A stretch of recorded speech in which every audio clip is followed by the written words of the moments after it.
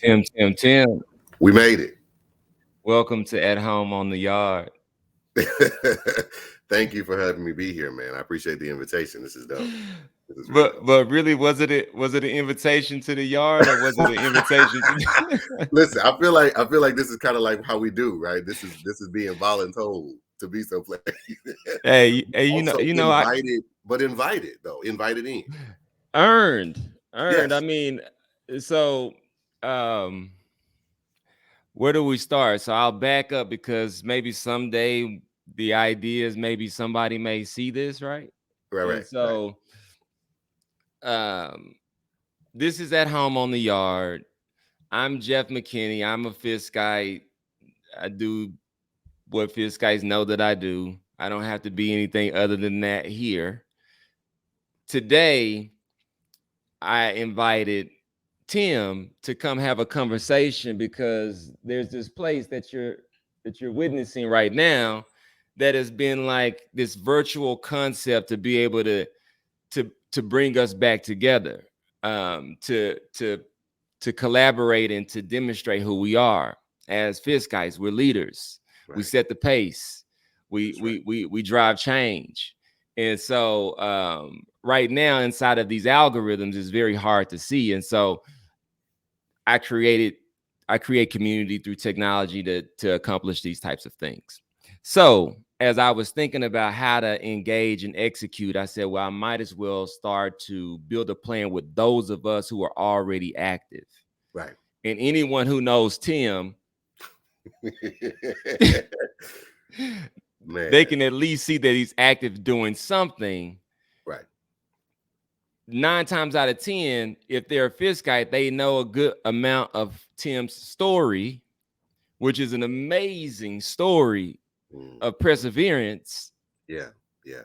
And so I'm like, hey, let's come on and let's talk about it. So as we get into the conversation, when we jump on we were on Teams first, Right. and we Right. As jumped on we the as we conversation. do, because we all zooming or teaming or what I'm saying, we all got the little space that we go to. And so we were there and like literally this is what happens, right? We as Fish guys, as a Fish community, will be apart from one another for a few days, a few weeks, a few months, years, sometimes many years, right? During the pandemic, we didn't have any, opportunities to be on the yard and that sort of thing safely. So, but when we come together, it's like we didn't miss a beat. It's like I just saw you yesterday. We was just on the yard. And so that feeling, that vibe, that energy was so present. I literally just started going into a tree of knowledge conversation right there on Teams. And he's like, "Oh wait, no, we need to record this. This needs to be content." content. So like that was just so dope. And so I'm super excited about what you're doing, what you're curating in this space. Thank you, Jeff, so much for the opportunity to be able to talk a little bit about both my story and about our mutual love of our alma mater, Fisk University. As we were talking, we were having a discussion, because Fiskites are very, esoteric. We are 10,000-foot view thinkers. We started our conversation with a discussion about um, we were discussing AI and its implications for like the far-reaching world, like what AI is doing in this moment. And I started to loop in a conversation I was having with my mentor, who's also a Fiskite, either late 60s, early 70s Fiskite, who lives here in Nashville. His name is Herschel Warren. Shout out to Herschel and his family, and to the golden Fiskites among us. Many of them are departing and transitioning, but we appreciate them. We value them, their legacy, and their leadership. So I'm talking to this brother yesterday about what my plan is, my 3-year, 4-year, 5-year, 10-year plan, and trying to figure out what direction I want to go because my pathway both to Fisk and my time since Fisk has been kind of a topsy-turvy, this direction, that direction kind of experience. And that all began for me, as a child growing up in Louisiana. I was born and raised in Baton Rouge, Louisiana. Family, my mother was a school teacher. My father was in the military. So we traveled a lot. He was in the Air Force, 25 years retired. So like We moved 15 times in 17 years. I'm always in a new place. Different parts of the state, different parts of the region, all over the state. And then Fisk became this place that was for me the first time I stayed in one place for multiple years. And so I'm still trying to figure out like what I want to do, what direction I want to go. I'm feeling the pressure from my parents as a first generation college student, and the first person to go away to college to really get it right. So I started as a science major. I was computer science and in chemistry. And then I had a couple of professors in the chemistry department. We all had that moment, you know, as pre-law, pre-science, whatever direction, we have that professor. That professor for me was at the time, Dr. Priscilla Smart Evans, organic chemistry. I remember the moment very clearly. Um, that was the moment when I learned that while I may have been top 10 in my school, my little school in Louisiana, I wasn't gonna be top 10 in her class. I mean, we competed with people from literally all over the country, in some instances, all over the world. So I got a little humbled my first semester in organic chemistry and realized maybe this science thing, I'm gonna have to go about it another way. Medical school, I don't know if this is for me. So after I'm not even gonna tell you what I got in the class. Like it was an embarrassing score, embarrassing grade in this class. But what I had from that experience and from the mentorship that we received at Fisk was I had not only that humbling moment that showed me that I needed to course correct, but I also had friends, I had family, I had brothers and sisters and Fiskites and folks who wrapped around me and were like, okay, well, let's figure out what the next step could be. What thing could you do and contribute to the legacy of Fiskites that would be meaningful, that would be significant? And so I had the opportunity to sit in on a couple of courses, both at Fisk and at some of the other institutions, because we are in, the Athens of the South. So I had the opportunity to be able to audit some courses at TSU, American Baptist College, Vanderbilt, a few other places, and came upon other folks, other Fiskites, who helped me to expand my thinking. I had a course from a professor who just recently retired from Vanderbilt University, also a Fiskite, a man by the name of Lucius Outlaw. Lucius Outlaw was a philosophy professor, political philosophy. And the course that we had talked about the contributions of a man by the name of W.E.B. Du Bois, very prominent Fiskite, class of 88, 1888.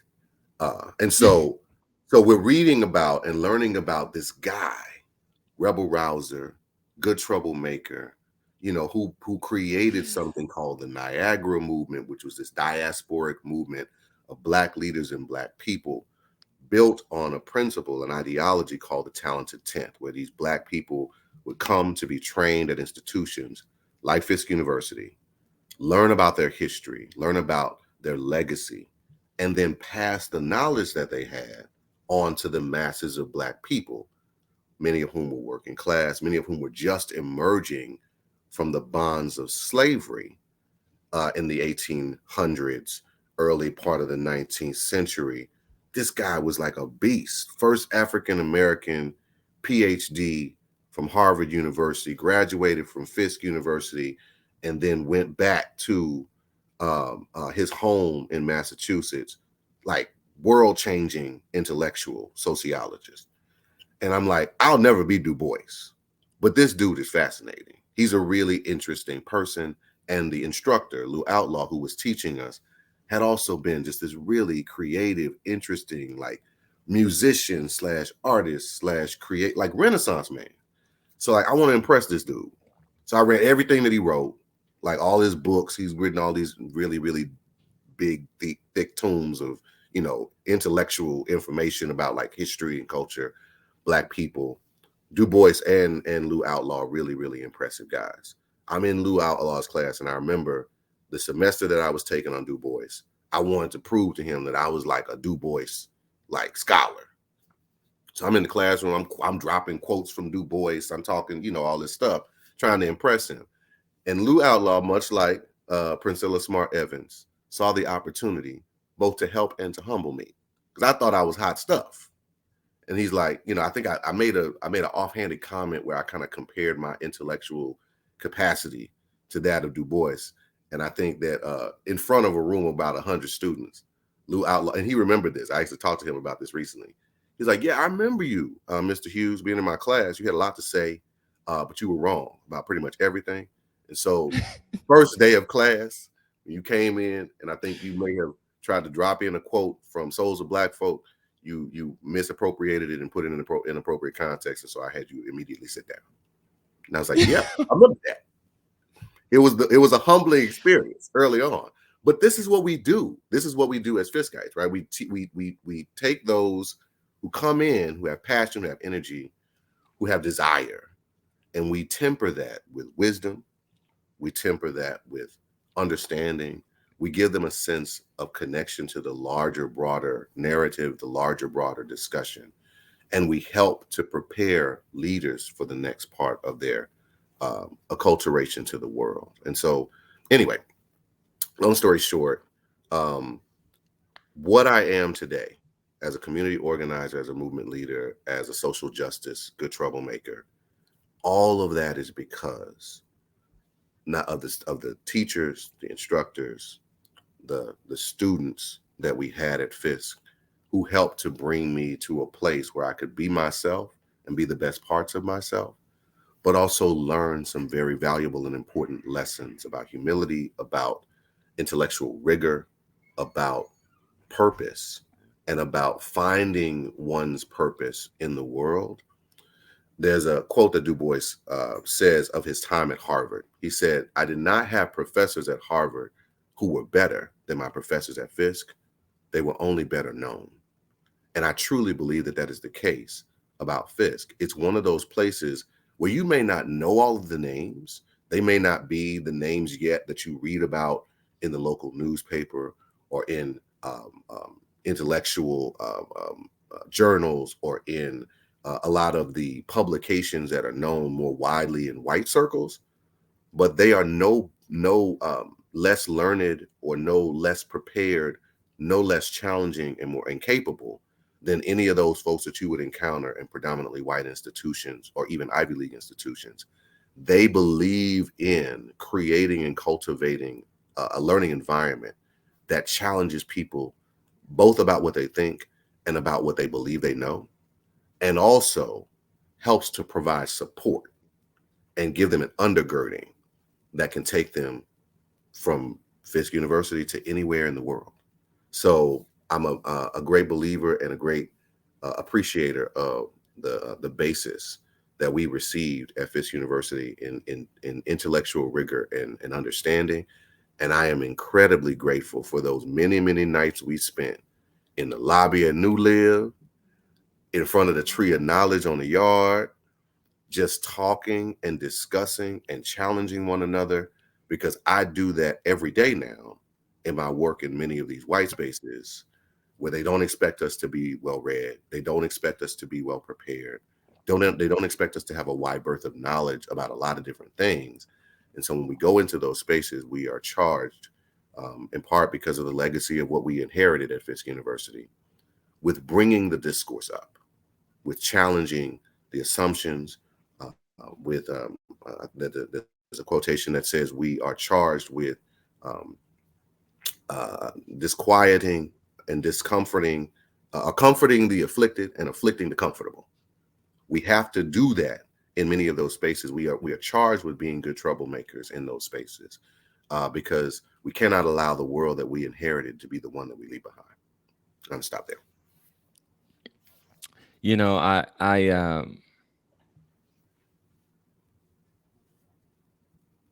I think about kind of the natural flow of how things happen amongst us.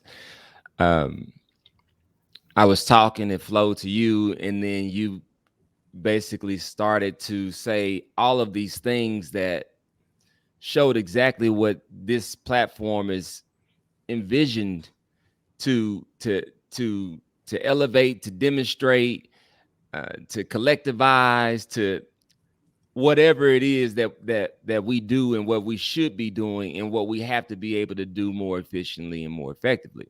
Mm. And so, I could go in so many directions from uh, from this particular point, but I think we also have to, when I was thinking about this conversation, there is from my perspective this need for us to shift and consider the alternative. And this is how we got into the conversation around AI and technology. I was beginning to talk about, hey, this is Jeff. You know me as Jeff. Tim, what's up? What's going down? Right. This algorithm thing. I'm not really sure what it showed you about me. Right. Right. but some people try to stay on the straight and narrow so that people can clearly see them maybe in this algorithm. But Jeff is like, doing all these different things. I know what I'm doing, but I don't know what the algorithm shows you that I'm doing. Right. And then that's where it kind of shifted into us having this very, very deep conversation. And I remember thinking as you were talking, I was like, I don't even know some of these words that he's mentioning right now, but Yeah. somebody Yeah. out there besides me needs this, and we can build around this. I can Right. work with this. And the whole purpose of this, Tim, is really because first, let me ask this question, and then I have a follow-up question. Okay. From your perspective, me, we grew up together, and you've seen me through this algorithm. We haven't spoken in at length in maybe I don't know 3 to 5 years. Yeah. It's been about that long. Yeah. What do you see through your lens and through the algorithm? What how do you interpret that? Yeah. I think that, well, there are a couple things that I've been seeing. One is that we have all been grappling with the challenges of a widespread, multiple pandemic experience. Uh, on the one hand, of course, we're dealing with the health care and health and wellness pandemic that has been directly impacted by COVID-19. We've had to, shelter in place. We've had to adjust. We're talking about the Zooms and the many various platforms that we've had to learn how to use and navigate so that we can remain um, connected at the same time that we socially distance. Um, we also are dealing with the ongoing onslaught of the rise of the global pandemic of white supremacy, um, and and all of the anti everything, anti-black, anti-Semitism, anti-Muslim, the rising tide of far right extremism and fascism that's happening in the political sphere that impacts all of our lives and that creates an environment that is hostile to our thriving. And then finally, we have this very difficult challenge that we as Fiskites are experiencing currently, where there are many folks who are in our community who have been deeply impacted by a crisis of isolation. Folks who feel like they're alone, feel like they're struggling with different challenges and different experiences. And so, for a moment there, if folks were not dying from or being directly impacted in severe ways by COVID-19, there were epidemic levels of feelings of crisis and isolation, leading folks to um, depression, in some instances, suicidal ideation, alcoholic drinking, other kinds of things. And I would see it manifested on my side from, chapter brothers who stopped showing up at certain things, or Fiskites who kind of began to draw back. I didn't see them or didn't connect with them during virtual homecomings. And then we come together in person and I hear about, oh, such and such a person's not here. And we're talking about young Fiskites, folks in their 20s, 30s, you know what I'm saying, who are no longer with us in the earthly realm. And so that began in me a desire to feel this deeper connection with our Fisk family. And I know that I spoke to a couple of Fiskites. Shout out to Dr. Earl Lattimore, who's one of my classmates, class of '02. Recent birthday, happy birthday, Earl, if you see this. He and I had a really, really powerful discussion about the ways in which mental health crises had struck our Fisk family, and we began to post along with others from our era about the need for us to pay more close attention to those among us who might need additional support and help, and to start speaking more openly about the challenges and struggles that we may be personally experiencing. And so I started at that point sharing what I call moments of transparency, radical transparency on my social media outlets. I got a little bit of a following on social media. And so I just started to talk about like moments when I feel a little bit overwhelmed, or when I'm in, difficult circumstances, what I do, how I cope, sharing ways in which we can remain connected, sharing and leading with vulnerability, which I think is really important, particularly for Black men, because we have a tendency to feel so overwhelmed by circumstances and situations like those that I described. And we often are not acculturated in an environment that says we should reach out to one another, we should lean on one another and be vulnerable. We are taught instead to just man up, whatever that means, right? And so that leads us into those crisis moments where we begin to cope in ways that are unhealthy, and engage in ways that may not be creative for our thriving, or allow for the creation of environments for our thriving. And so, we're all in our own little spaces trying to cope with those multiple pandemics. Um, and I find that often what happens in these algorithms, like we were describing earlier, is we present the highlight reel of what's going on in our lives. I talk about the new fellowship that I'm doing in London, or I talk about this great opportunity that I had to work with and develop candidates who, run for office and are successful. We don't talk about the fact that our kids might be struggling. We don't talk about the fact that we might be in a difficult moment financially, and we're trying to figure out how to navigate through that, or might need a little bit of resource support. And so we lean into mutual aid. We don't talk about the fact that we might be having difficulty with our partners and our personal relationships, and that is having a toll in the way it is that we're navigating the world. We often don't lead with our scars. And I think that it's so important that we understand that when you don't reveal scars, those scars can't heal. They need oxygen, they need sunlight in order to be able to heal. And those are physiological scars in some instances, but also mental and emotional scars. And so for a lot of us, in order for us to be able to thrive, be able to grow, be able to heal, we need to do that in community. And we have a community. We have a community of Fiskars who love us and care about us. But we also, we have a legacy of folks who super achievers, right? We got folks who are in our era who are literal geniuses. So you don't want to be seen as like the weak link. You don't break the chain, right? I remember, you know, some Fisk guys who are listening, they probably gonna be a little bit triggered by that statement. But you don't break the chain. You do not allow yourself to be in moments of weakness where you don't lean into one another. But it's not just about not being the weak link in the chain. It's about recognizing that we all have those moments of weakness, and where I am weak, you can be strong, my brother. And where you are weak, I can be strong. And we can help one another get through those moments of challenge and weakness, because they reveal to us our shared humanity. Hey, um, I got a joke, but in all seriousness, I would have to say it this way. I, I think for me, one of the most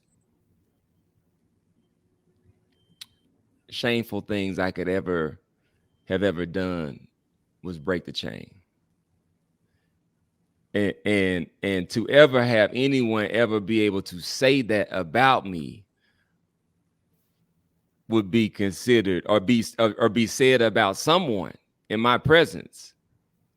I am going to dig on that and say, what are we saying here? Right. That is, I don't believe as a Fiskite there's a higher offense. And so I want to thank you for laying it out that way, because I actually do. And what I was alluding to in asking the question that way is because I know for many people who are on social media, and that the algorithm is giving them some view of my own personal actions, Mm-hmm. it's not clear. Right. Nobody knows what the hell is going on, but they can see something. But what is that? I don't know. Well, I could tell you very clearly here that even if I intended to create a clear message inside of an algorithm, the probability of being effective is like this. Minuscule. And so, from a strategic standpoint, you might as well just try to get some eyeballs and then think of a solution or a way to then come outside of the algorithm. So, my question to you, Tim, is what do you think the value of having a place like this at home on the yard outside of the algorithm can do for a community? Like you just, in my mind, I was like, man, I was gonna hire a voiceover and have to write something, but I just need to just take Tim's clip and put some B-roll around it and flash up a one integration logo, and here we go. There we I mean, go. what There do we go. you think about? And I think I know the answer, but I got to ask the question this way: Yeah. Fiskite to Fiskite, what do you think we can do with an algorithmless place where we can properly communicate very clearly, challenge one another, unify and execute? What do you Right. think about that? So this is where in some ways Fiskites have an embarrassment of riches. So we grew up in an environment, whatever era you were in your journey to Fisk, however it is you arrived at that very sacred place, there was something about the ethos of Fisk, the energy of the space, the zeitgeist of the moment that just made you immersed in this learning environment where everybody was the same as you, but everybody was different. So like it was it was people who were coming from different political ideologies. We had radical black nationalists sitting right next to black capitalists and black conservatives. We had people from the islands and from the Caribbean and from the continent of Africa sitting right next to folk from the hoodiest of the hoods in North Nashville and from one town in Memphis. Like, I mean, it was everybody in a space. It was a gumbo of creative energy.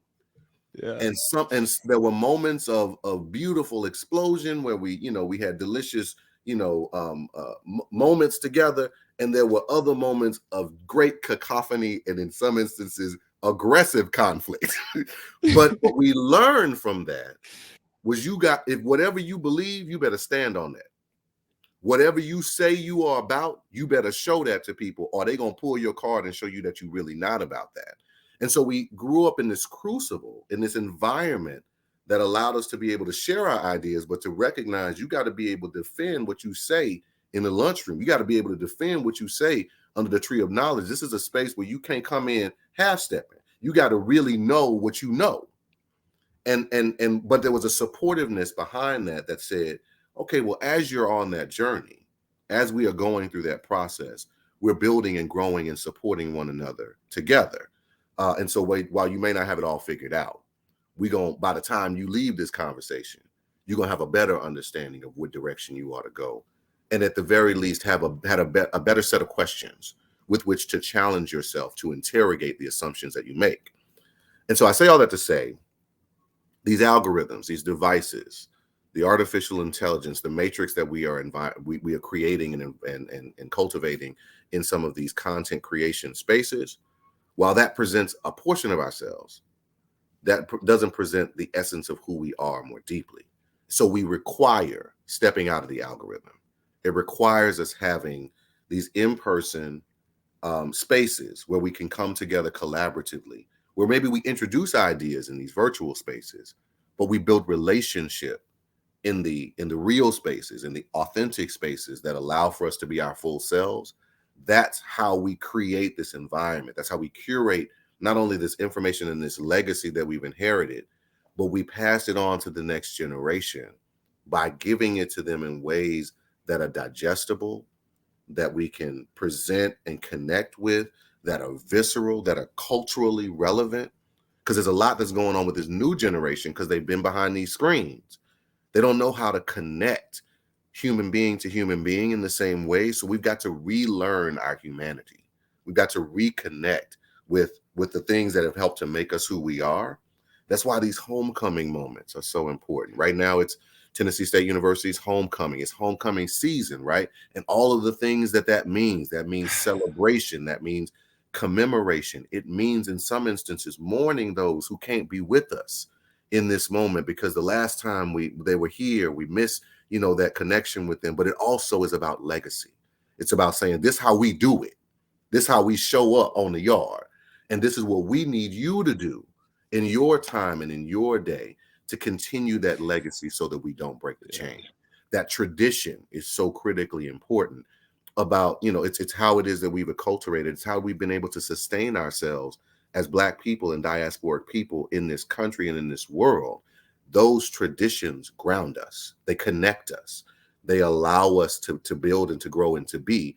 It's how we heal, it's how we overcame the vestiges of enslavement, it's how we endured during the period of Jim Crow, it's how we continue to endure in the aftermath of the 2020 uprisings and the murders of George Floyd and Breonna Taylor and Jacquees Clemens and Daniel Hambrick, and the people who have sacrificed and lost so much to allow us to inherit this legacy. It's our responsibility and incumbent upon us to be able to pick up that mantle and carry that torch a little bit further. But we don't do that in isolation. We can't do that by ourselves. No one person maintains a legacy. It's only we, the people, that can do that. And so I enculturate that and acculturate that to my work as a community organizer and a movement leader, but also as a contributor to the legacy of Fisk as an alumnus.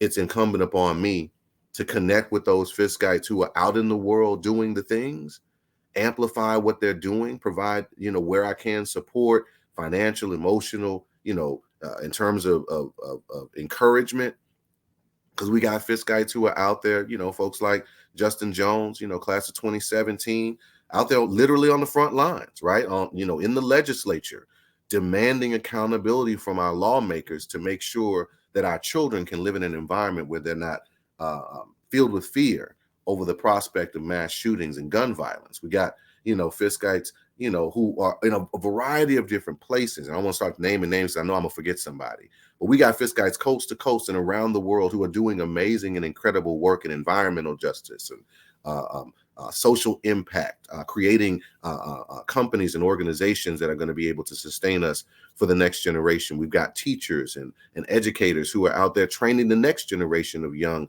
Fiskites and future Fiskites to meet the challenges of the world as they currently exist, and are preparing us for the next stage, the next iteration of what it is that we are to encounter as it relates to white supremacy and the rise of fascism in the world. And so we got big problems, but in addition to those big challenges and problems that we face, we also are living full lives.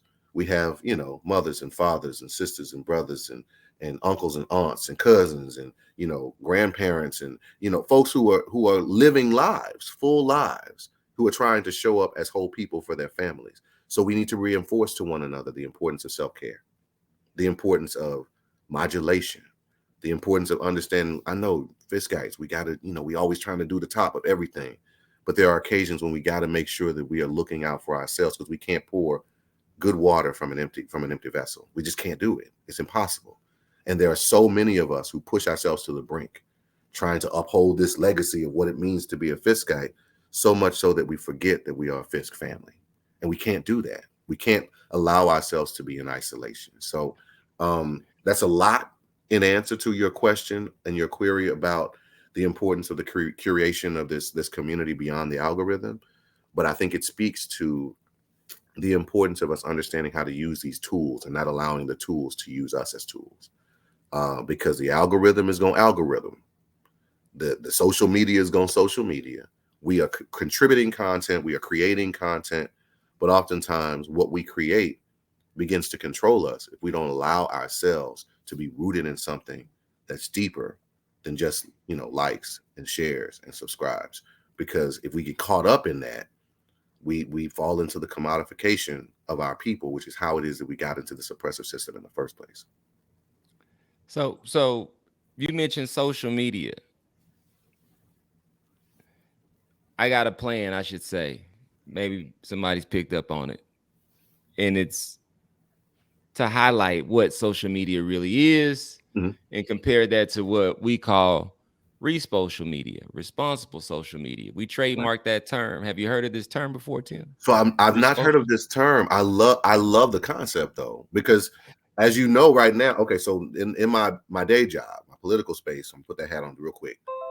That job requires me to have an understanding of how to navigate these technology tools, how to amplify cause marketing, how to get folks engaged in digital spaces around community issues, challenges that are happening in community. And so there's a discussion right now about a number of different social media platforms, among them groups like Facebook, Instagram, TikTok, a lot of these tools that are being used to amplify certain messages, and how the way in which the algorithms have been created, they are in some instances being deeply exploitative of the vulnerabilities in our society. So if you're a person who feels very insecure about like the way that you present to the world, you feel awkward, then you can go on TikTok, and as you type in things in the algorithm, it will begin to produce content that says, oh, are you feeling uncomfortable about your body? Do you feel insecure about the way you present to the world? This is what you can do.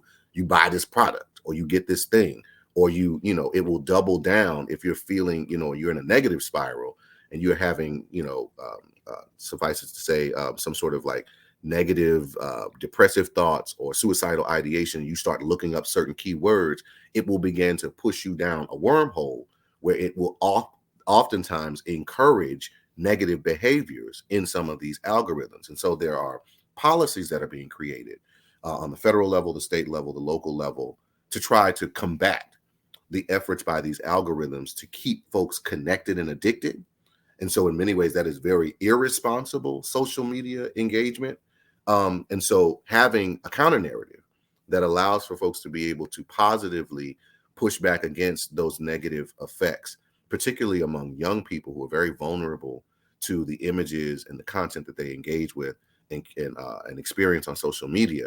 If there are ways in which we can keep those young people away from some of those negative narratives and out of some of those engagement loops that cause them to stay engaged around negative things, and get them more positive feedback, more encouragement. If there were ways, for example, where an individual who is experiencing negative thoughts or engaging in suicidal ideation could get a caution or some sort of flag that says, hey, are you okay?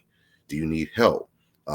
Here is a hotline that you can reach out to somebody, build community. If you're experiencing negative thoughts, that gets them a direction, that gets them off that pipeline into negativity, or off that railroad that may lead them down a negative pathway and into a direction that might get them some help and support. I love the idea and the possibility of there being an environment where folks are creating and curating spaces that are for thriving and for safe engagement with social media rather than the alternative. Well, I asked the question. Again, I have a solution. That solution, we've trademarked the term responsible social media. We've launched a community of Ontegration. This show will be hosted and curated in Ontegration. Of course, we'll share it out in other social media platforms as well, but we have no control there. And Right. so that's kind of the crux of this, is if we're looking at really how do we as Fiskites begin to take control and be able to organize, really the purpose of this call. And we're going to jump off of this call because I want to talk to my friend and And and just figure catch up. out, Right. and just figure out, what's up Mhm. in just a moment. But I do have to say that I don't think I will be doing being my best self of passing the opportunity to show what it is that I mean by this solution. And so, but I do have to ask a few questions, just not for answer, but Tim's going to be back with us a bunch of more times. I can tell Yeah. you that. Yeah. Tim's going to be a part of the team that decides what is this tool and how do we use it. And like it's never with me, or especially with Fiskites in our community, about the one. It's about the collective. So this is also an invitation to all of you out there to come and participate. I mean, we see Tim every day doing his thing. Y'all see Jeff doing something. I don't know, but we're gonna see. getting in good trouble and out of bad trouble. That's what it's all about. Yeah, just doing something. But this is a part of that something. And so the question really is that I had is, who really controls the algorithm? I mean, every time I hear the powers that be talk about the algorithm, they talk about it like it's a person with no soul. And nobody wants to take ownership of it. being from my background, 20 years in technology, the algorithm is designed to do exactly whatever the initiative or goal is for that particular company. Yeah. And so who owns the algorithm? Well, the person who owns the business outcome. And that's whatever brand that social media platform you're on. That's right. And so whether it's Instagram or Facebook, or which is the same company, they sometimes call themselves Meta. Right. And then you also have X, which is Twitter, and Elon and his deal. Right. You have to now say they're the ones who control the algorithm, but they are also the same ones that lie to us too, Come on. because they show up and they tell us, hey, new surprise, we got a new offer, you can buy a blue check, and that blue check is so everybody will know that you are who you are. Right. And we need your $14.99 to come to us so that you can prove who you are. When Jeff, the technologist, can tell you that they have your IP address. They know exactly who you are. Exactly who you are. Right. They so that's know that commodification piece that we were just talking about, where we're being exploited by these tools and these systems, and we don't even realize it. There was a really fascinating interview that happened recently, and I encourage Fisk guys to go and check it out. I watch 60 Minutes every Sunday. Like, that's must-see watching for me. And so this past 60 Minutes episode, they interviewed the guy who was like the godfather of artificial intelligence. And he was cautioning people to be very, very careful about the ways in which they engage with artificial intelligence, because, like you said, we don't have full control over a lot of these algorithms. We may think that we, create certain content, or we're curating certain images. You have no control. We have no control over those. I'm gonna go ahead and say this: the same people who told us in their marketing campaign that we needed to pay $14.99 to be able to prove who we are the same people that are asking you on your entrepreneurial efforts to pay them $15 so that 57 more people can see this post and you have thousands of people who follow you, but only 3 people have seen this business related post. And if you pay $15 more, you can get 57 more views, but they never tell you if those views are from people with blue checks or the people without blue checks. And then sometimes we get these friends requests from our dead relatives as well.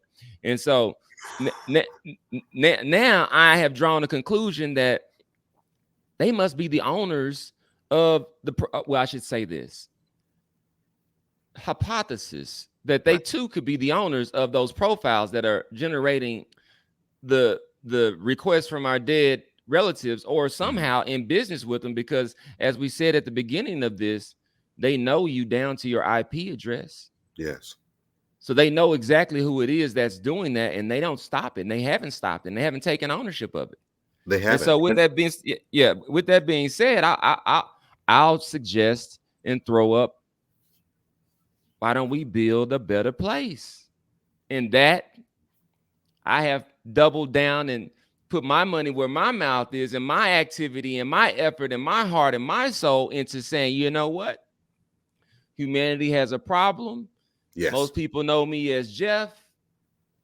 Through a set of circumstances, I evolved into a guy that I call Tech P. And who is Tech P? Tech P builds solutions. And so this solution is all about social media. And inside of social media, what do you get? You get exactly what you ask for. Right. Here's the feed. There's nothing here other than what I subscribe to and what I asked for. There you go. And let's look at the vibe. Oh, these look like some very positive, affirming types of messages. This seems like a different type of intention. Experience. Right. Different experience. Entirely. And so I don't want to. And it's different from what you engage with on traditional social media platforms, because, like you said, you get content that you're not looking for. You also are in situations and circumstances where you don't have control over the algorithm. And I could talk for another hour about the many ways in which anti-Blackness shows up in some of these social media platforms. I, on several occasions, have been either shadow banned or had my account suspended in a lot of these social media environments because I post about content and post about things in some instances that I still don't understand how it is that they run afoul of some of the rules or restrictions in some of these social media platforms.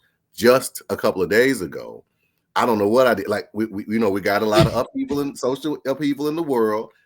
In a lot of those ways, I've avoided posting in some of the social media platforms about it because of the fact that my account gets flagged. I'm in Facebook jail so often, man. They might as well just open a cell with my name on it. Like I'm in it that much. But just recently, I think I was posting, you know, happy birthday greetings or something like that.